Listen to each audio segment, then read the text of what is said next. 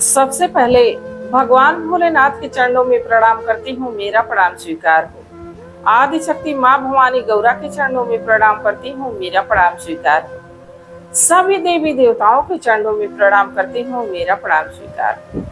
आप सभी गुरु भाई गुरु बहनों के चरणों में प्रणाम करती हूँ, मेरा प्रणाम स्वीकार हो। गुरु भाई गुरु बहनों, आप लोग जैसे शिव को गुरु बनाए, मैं भी वैसे ही शिव को गुरु बनाई। तो इस नाते हम लोग एक ही परिवार के, क्योंकि हम लोग एक ही गुरु के शिष्य।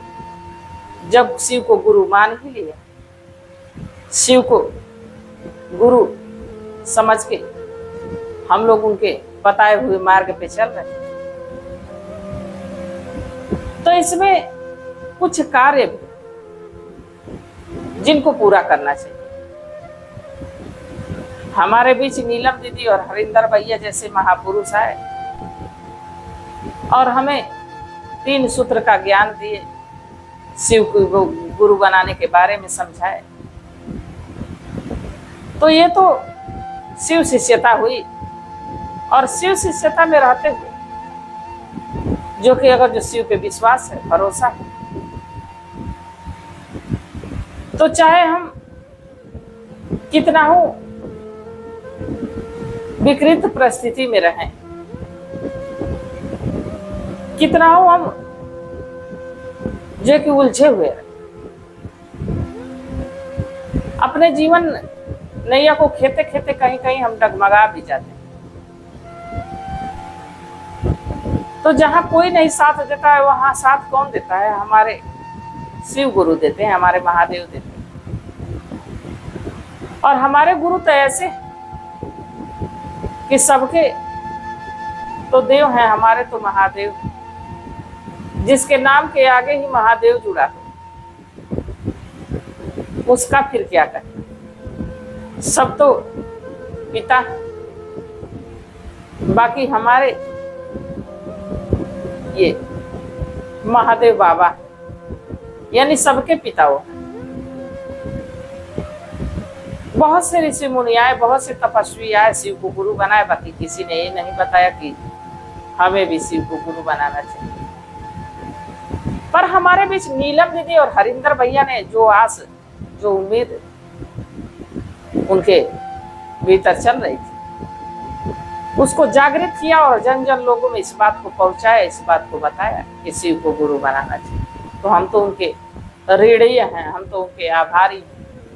जन्म जन्म तक उनका कर्ज हम कभी चुका नहीं सकते कि उन्होंने ऐसा सद्मार्ग का रास्ता बताया इस कलयुग में। और इस कालखंड में जहां भी देखेंगे शिव का गुणगान हो रहा है, शिव की चर्चा हो रही है, और इससे जो कि कितने लोगों के दुख भी दूर हो रहे हैं। तो गुरु भाई गुरु बहनों, जब हम लोग एक ही गुरु के शिष्य, तो गुरु पे विश्वास भी करना चाहिए और भरोसा भी करना चाहिए। ऐसे ही आज एक विश्वास की कथा मैं आप लोगों को सुनाती हूँ। कथा अंत तक सुनिएगा, आधा अधूरा सुनने पे कोई ज्ञान नहीं मिलता है जब तक कथा को पूरी ना सुना जाए। जब आप कथा को पूरी सुनेंगे तभी कथा का रहस्य पता चलेगा। देखिए, एक गांव में एक ननकू नाम के किसान रहते थे। किसान और किसान की पत्नी दोनों शिव भक्त थे, समय समय पे शिव के दर्शन करते और शिव को ही अपना इष्ट मान के हमेशा उनकी पूजा आराधना करते, और जो भी उनके पास सूखी रूखी रहती उसी को भगवान को भोग लगाते। भगवान से कहते कि हे प्रभु, जो आपने हमें दिया सब आपको अर्पण, जो मेरे पास है उसी को लेके हम आपके पास उपस्थित हैं। रोज ये बात दोहराते थे।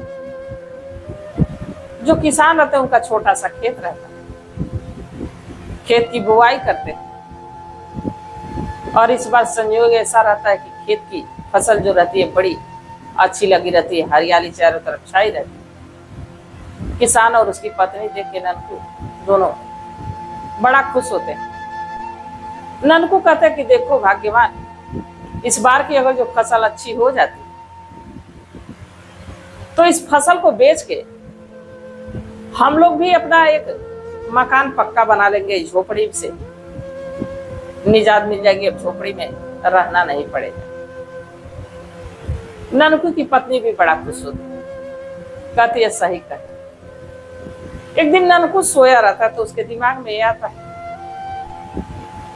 कि क्यों ना चल के साहूकार से उधार पैसे लेके घर तक बनवाओ फसल में। जब अच्छी हो ही गई फसल को, जब बेचूंगा जो पैसे आएंगे तो साहूकार का चुकता कर दूंगा। अपनी पत्नी से सलाह लेता है। पत्नी कहती कि ये जी मैं इस बारे में तो ज्यादा कुछ जानती नहीं, अगर जो साहब आपके समझ में आता है तो आप पैसा उधार दे दीजिए, बाकी उसका सूद भी लगेगा। ननकू कहता है इतनी अच्छी फसल है कि सूद मूद सब दिला जाएगा। और उस साहूकार पे जा पहुंचता है। साहूकार ननकू को देखते ही पूछता है कि अरे ननकू कैसे आना। ननकू कहता है कि मैं चाहता हूं कि मुझे कुछ रुपए उधार दे दीजिए, और जैसे ही मैं फसल काटूंगा उसको बाजार में बेचूंगा, आपका पैसा सारा चुकता कर दूंगा सूद के साथ। तो जो साहूकार रहता है कहता है कि ऐसा है कि 2 रुपए सैकड़े के हिसाब से मैं तुम्हें पैसा दूंगा। ननकू मान जाता है, कहता है ठीक। अब ननकू उसे 50,000 रुपए जो कि उधार लेता है उस साहूकार से, लेके घर पहुंचता है। जब घर पहुंचता है तो पत्नी बड़ी खुश होती है। दोनों घर में ईंट बालू गिरा के देखिए काम चालू करा देते हैं, घर बनने लगता है। अब फसल का भरोसा है कि फसल जब होगी तो साहूकार का चुकता होगा। बाकी प्रभु की लीला कोई जानता नहीं है कि कौन कौन सी लीला करते हैं। एक दिन इतनी जोरों की बारिश आती कि सारी फसल बर्बाद हो जाती। उस तूफान में, इतना तेज तूफान बारिश आता है, सारी फसल नष्ट हो जाती। अब ननकू और ननकू की पत्नी बैठ के दोनों रो रहे हैं, अपने आप को कोस रहे हैं कि अब साहूकार की रकम का चुकता हम कैसे करेंगे। अब तो साहूकार किसी दिन आएगा, घर में से निकाल के भगा देगा, सूद भी ज्यादा है। हे महादेव, ये कैसे चक्र में फंसा दिया। जब इंसान अपने किए में फंस जाता है ना तो पहले किसको कोसता है? अपने आप को नहीं कोसेगा कि हमने गलती की, भगवान को कोसेगा कि हे प्रभु कैसे फंसा दिए। ननकू भी ऐसे का। बाकी वो महादेव का परम भक्त था, सच्चा शिष्य था, और महादेव अपने सच्चे भक्त को कभी उदास नहीं छोड़ते। अब वो पति पत्नी दोनों रो रहे हैं, चिंतित। तभी उनके दरवाजे से जो कि महात्मा जी आते, भिक्षा मांगते। ननकू रो रहा होता है। ननकू को देख के महात्मा जी पूछते हैं कि मैं तो भिक्षा मांगने आया, पर तुम लोग तो पहले से ही रो रहे हैं, बड़े दुखी लग रहे हैं। तो ननकू कहता है कि ऐसा है कि हम लोग तो अपने दुख में डूब गए। तो महात्मा जी कहते हैं कि हम कुछ मदद कर सकते हैं। तो ननकू कहता है कि हमारी कोई मदद नहीं कर सकता। अब भगवान को ही मदद करनी होगी, नहीं तो कोई हमारा इंसान मदद नहीं कर सकता। महात्मा जी कहते हैं कुछ तो बताओ। तो कहता है कुछ नहीं बताना। अब उन्हीं के हाथ में है कि हमारी लाज रखेंगे कि हमारी जो कि इज्जत चली जाएगी, हम लोग घर से बेघर हो जाएंगे। तो महात्मा जी कहते हैं कि अरे महादेव तो बिना घर के रहते हैं, वो तो पत्थर पहाड़ में रहते हैं, तो उनके शिष्य कहां से घर में रहे। बाकी ननकू का विश्वास रहता है। ननकू कहता है नहीं, ऐसा नहीं करते हैं महादेव, भले अपने पत्थर पहाड़ में रखते हैं, अपने भक्तों को कोठा अटारी जरूर दिलाते हैं। महात्मा जी वहां से चले जाते हैं। धीरे धीरे अब समय गुजरने लगता है। एक दिन साहूकार ननकू के दरवाजे पहुंचा। भाई मेरा पैसा सूद समेत लौटा दो, तुम तो कहते कि फसल बेचूंगा, फसल तो बर्बाद हो गई सबकी। ननकू रोने लगता है कि साहब थोड़ा टाइम दे दीजिए। बाकी अब साहूकार मानने के लिए तैयार नहीं था, कहता कि 1 हफ्ते का समय दे रहा हूँ, अगर जो पैसा नहीं लौटाते तो तुम्हारा घर मैं ढहवा दूंगा और जमीन मैं ले लूंगा। ननकू परेशान है, दोनों पति पत्नी महादेव को जो कि रूखी सूखी भोग लगा है, महादेव से बैठ के बतिया रहे हैं, हे प्रभु हम तो रोज आपकी पूजा आराधना करते हैं, रोज आपसे जो कि बात करते हैं, अपनी परेशानी अपना दुख बताते हैं, पर आज तक कुछ मांगे नहीं। अगर जो आज आप हमारा साथ नहीं देंगे तो अब हम घर से बेघर तो होंगे, दर दर की ठोकर खाएंगे। बाकी जब हम घर से बेघर हो जाएंगे तो आपको कहाँ कहाँ लेके हम घूमेंगे। दोनों यही कहते कहते भगवान से जो कि दया मांगते मांगते सो जाते हैं। तभी ननकू की पत्नी के स्वप्न में रात को भैया पार्वती आती और कहती है कि ऐसा कि तुम लोग अपने खेत में सब्जी की बुआई करो, हरी सब्जी की खेती करो। ननकू की पत्नी की नींद खुलती है तो कुछ कहीं कुछ नहीं, ये सपने के बारे में जाके ननकू से बताती। ननकू भी बड़ा खुश होता है, कहता है कि सही कर रही हो, सब्जी की खेती कुछ ही समय में तैयार हो जाएगी, चलो कल खेत पे चलते। अब ननकू सुबह सुबह उठता है, फावड़ा उठाता है, लेके खेत में पहुंचता है, खेत की जो कि खुदाई करने लगता है कि इसमें सब्जी बो दो। तभी उसका फावड़ा एक किसी जो कि भारी चीज से टकराता है। कितना उस पे खोदने की कोशिश करता है, पर मिट्टी रहती तब तो खोदा जाता, वो कोई जो कि पीतल का मटका रखा। अब ननकू दौड़ते दौड़ते जाता, अपनी पत्नी से कहता है खेत में ऐसी ऐसी बात हुई, ऐसी ऐसी घटना। ननकू की पत्नी भी भागी भागी आती और वो घड़े को देखते ही कहती है कि सब प्रभु की लीला है, प्रभु का चमत्कार है, जल्दी खोदो निकालो। और जब निकालता है ननकू तो देखता है कि सोने के सिक्का से भरा हुआ। ननकू और उसकी पत्नी बड़ा खुश होते हैं कि प्रभु हमारी लाज बचा लिए। बाकी उस पर लालच नहीं दिखाते हैं, कहते हैं कि इसमें से जितना हो सकेगा, जितना बन पड़ेगा, साहूकार का जितना पैसा होता है उतना दिया जाएगा, बाकी सब पैसा धर्म के काम में लगाया जाएगा, मंदिर बनवाया जाएगा, भूखे दुखों को भोजन कराया जाएगा, भंडारा कराया जाएगा। अब यही कह के घर लेके जाते हैं। जैसे ही एक दूसरे से बात कर रहे होते तब तक साहूकार आ जाता है। साहूकार कहता है आज घर खाली करो। ननकू कहता है कि ऐसा है मालिक कि आप अपना पैसा ले लीजिए। अपनी पत्नी को कहता है अरे भाग्यवान, 10 सोने का सिक्का ले आके सेठ जी को दे दो, अपना जो कि हिसाब कर लेंगे। जब सोने के सिक्के का नाम साहूकार सुनता है तो वो जो कि परेशान हो जाता है कि इसके पास सोने का सिक्का कहाँ से। पत्नी ननकू खिला के पैसा देती है, साहूकार लेके तो चला जाता है।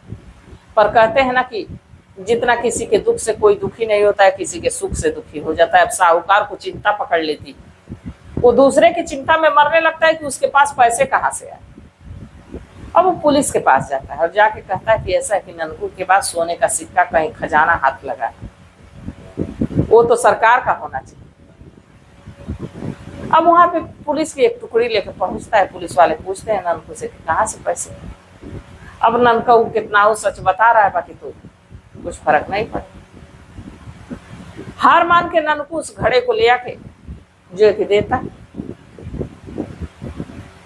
ये जो साहूकार है उसकी भी देख के आंखें खुली रह गई, और जो पुलिस अधिकारी था उसकी भी आंखें खुली रह गई। जैसे ही उस घड़े को छूते दोनों अंधे हो जाते, दोनों को कुछ दिखता नहीं। साहूकार अलग चिल्लाया, पुलिस वाला अलग चिल्लाया कि हे ननकू अब हमारी जान बचा लो, ये जरूर तुम कोई टोना टोटका किए, हम अंधे हो गए।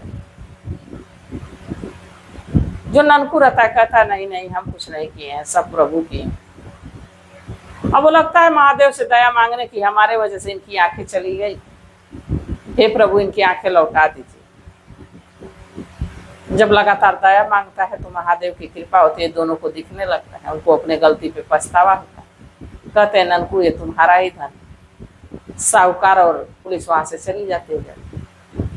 ननकू अपने पत्नी के साथ मिलके उस धन का ब्यौरा बनाता है कि मंदिर इतने में बनेगा, इतने में भोज भंडारा होगा, इतने में भूखे दुखों का सेवा होगा।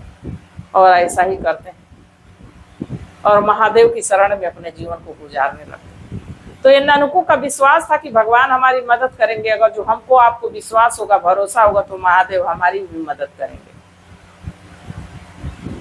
तो गुरु भाई गुरु बहनों, आप लोगों को कथा कैसी लगी जरूर बताइएगा। और मैं महादेव से बार बार यही दया मांगती हूँ कि हे शिव गुरु, हे महादेव, हे प्रभु, आप सभी गुरु भाई, सभी गुरु बहनों पे दया दृष्टि बनाए रखिएगा, सब पे अपनी छत्र छाया बनाए रखिएगा, इसी कामना के साथ। हर हर महादेव।